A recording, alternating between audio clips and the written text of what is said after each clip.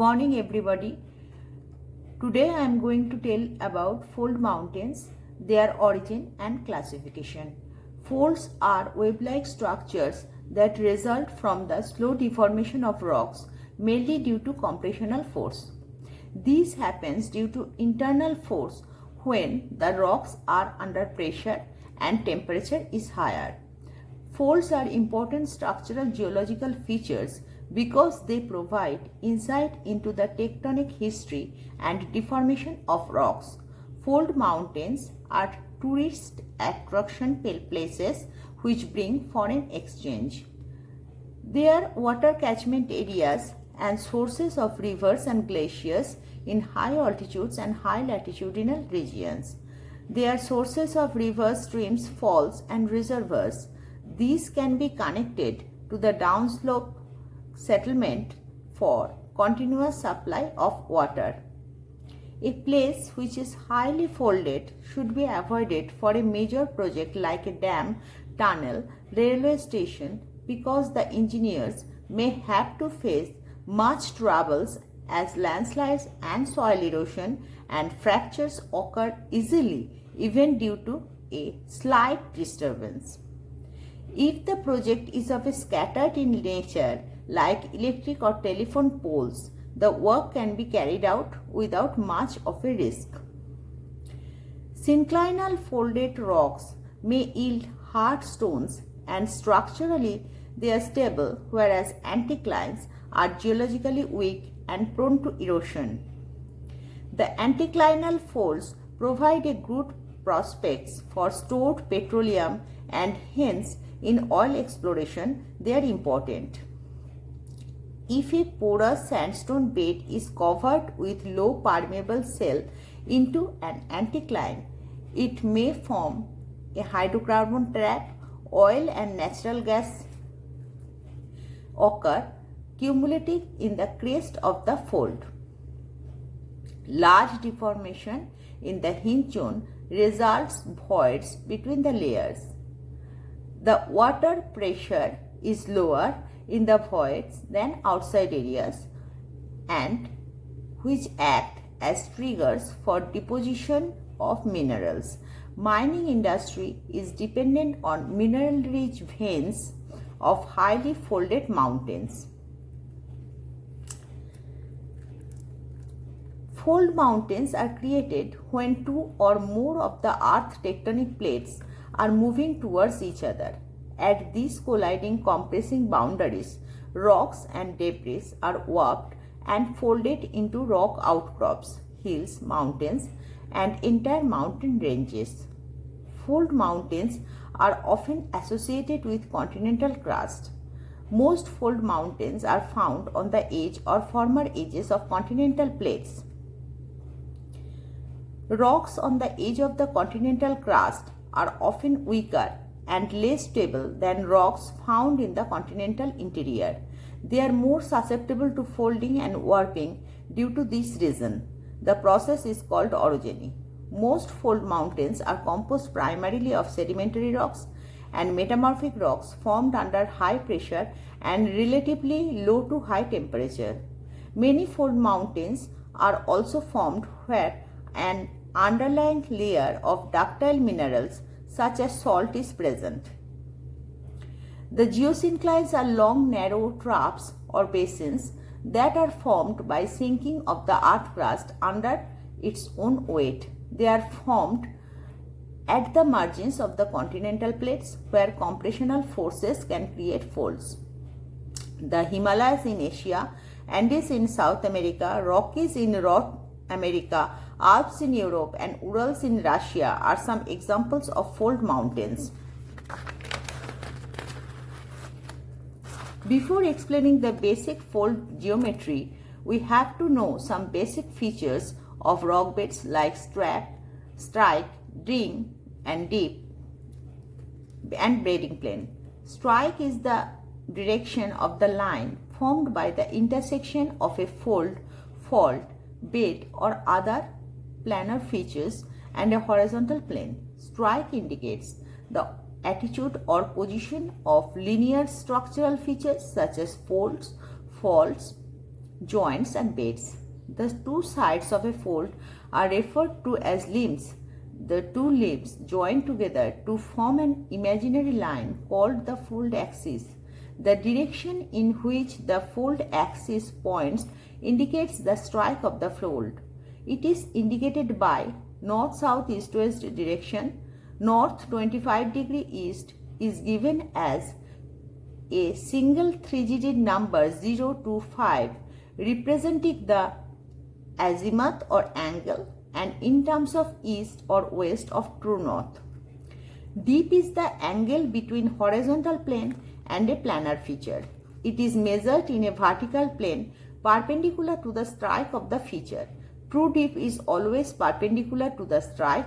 It ranges between 0 degree to 90 degree. Apparent dip is the inclination of geological beds as seen from any vertical cross section not perpendicular to the strike of the rock bed. Bed is a linear layer of sedimentary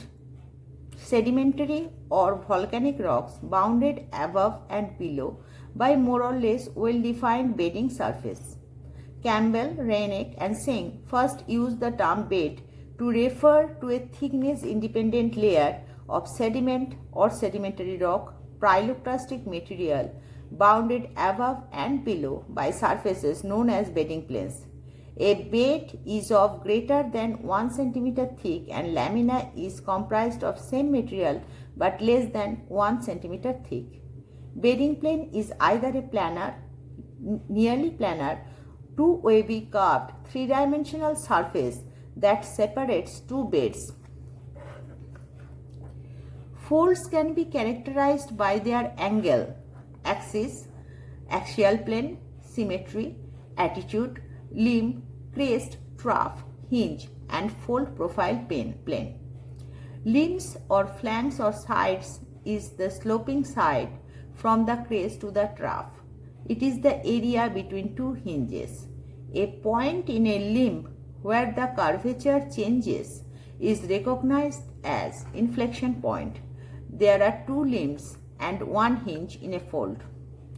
Hinge represents the zone of maximum curvature of the surface. The hinge separates the two limbs of a fold. Hinge line is a line of intersection with a bedding plane. It denotes the line of the greatest curvature in a folded structure.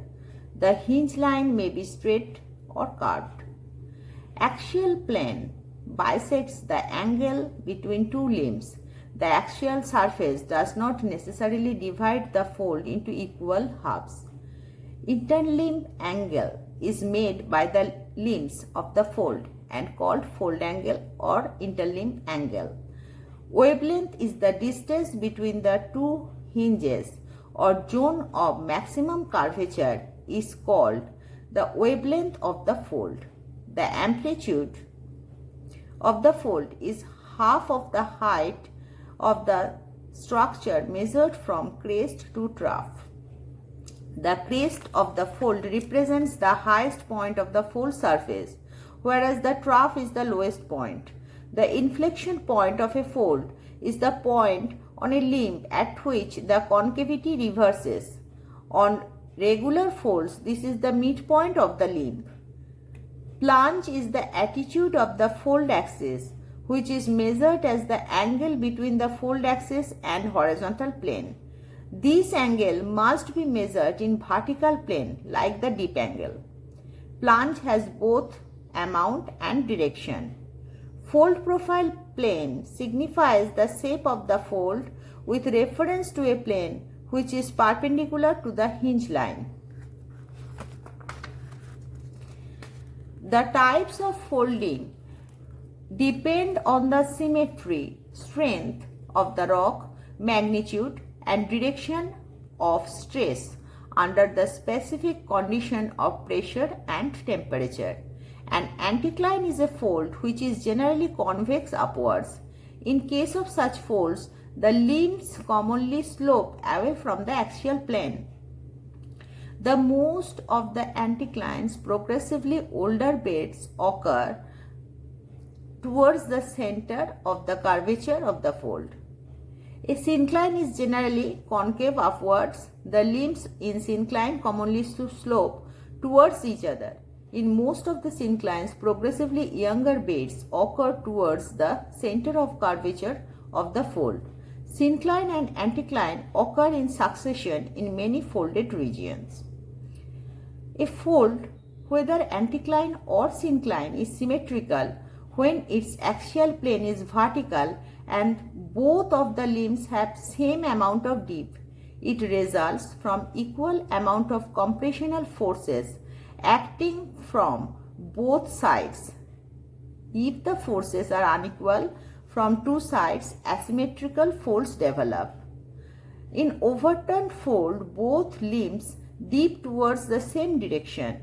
In such fold, one limb occurs in normal position and the other limb had been rotated or completely overturned from its original position. Recumbent fold occurs when a fold is so much overturned that its axial plane is horizontal or nearly so. It is described as recumbent fold. Darjeeling and Sikkim Himalayas have many recumbent folds. A nappe is a large sheet-like body of rock that has been moved far from its original position. Nappes form during continental plate collisions when folds are sheared so much that they fold back over on themselves and break apart. The nappes are common in Kashmir and Kumaon Himalayas. In horizontal or gently sloping beds, slight localized changes leads to formation of monoclinal structure. In monoclines, the beds are relatively flat but appears to have been locally to exhibit higher dips. Both limbs of a fold are overturned in fan fold. In the anticlinal fan fold, the two limbs dip towards each other. In synclinal fan fold, two limbs dip away from each other. They assume the shape of a fan fold. Isoclinal folds have two limbs dip at equal angles in the same direction. They are formed when compressional forces are so strong that the limbs become parallel.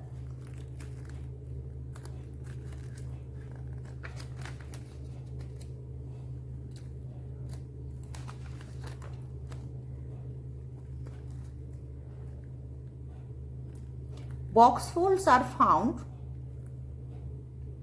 in pairs whose axial surfaces are dipping towards each other. There are two hinge lines. A box fold is special type of conjugate fold having almost rectangular outcrop pattern. The crest and troughs. There are sharp regular crests and troughs occur in some folds and are described as chevron folds. They have sharp hinges and straight limbs. A large anticline with secondary folds of smaller size developed on geosyncline or sedimentary rocks is known as anticlinorium, while a syncline of similar nature is called a synclinorium.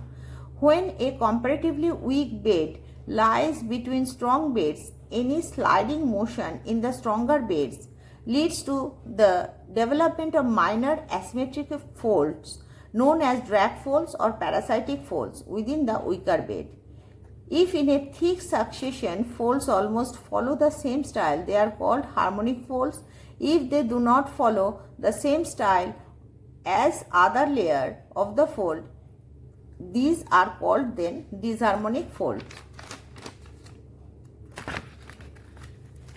King folds are narrow bands only a few centimeters wide in which beds assumed a dip which is steeper or gentler than the adjacent beds. Tigmatic folds are chaotic, random and disconnected. These folds generally represent conditions where the folded material is of much greater viscosity than the surrounding medium. The hinge line is straight in cylindrical fold. When they move parallel to itself, generate single fold to the same direction. The axis of cylindricity is parallel to the fold axis. The hinges of non-cylindrical folds are curved within a curvilinear plane and therefore trend, strike and plunge change. Conical folds describe a non-cylindrical folded surface that has the geometry of a cone. Doubly plunging folds occur when the plunge of hinge line reverses. If the hinge line plunges away from a high point, the fold is convex upward, the high point is culmination. If it plunges towards a low point, the fold is concave upward, the low point is called depression. Sheath fold has a strong curved hinge line. Sheath folds contain a strong or stretching axis and of tube or tongue-like shape. Such elliptical section or nested rings define eye folds. They are of high non-cylindrical structure and often associated with shear zones. The hinge line is severely bent in sheath folds. The angle between two limbs is usually greater than 90 degree but less than 180 degree in open folds. Gentle folds have an interlimb angle between 180 degree and 120 degree. The rock beds have same thickness throughout the fold. They are formed due to moderate compressional force. Closed fold occurs when the angle between two limbs is less than 90 degree and the rock beds are thinner at the limbs and thicker at the crest and straps. They are formed by intensive compressional force. Intrafolial fold is a thinned and modified tight isoclinal fold which commonly shows a fold hinge with only vestiges of detached limbs. Such folds are the result of intense deformation which causes bedding to be transported along the zones of shear and solution. They are found in Darjeeling and Sikkim Himalayas. Diapirs are mobile mass that intrudes into pre-existing rocks. They commonly intrude vertically through more dense rocks because of buoyancy forces associated with relatively low density rock types such as salt, gypsum, shale and hot magma which form diapirs. The process is known as Diapirism. The Grand Saline Salt Dome of Texas is an example of diapirs. Thank you.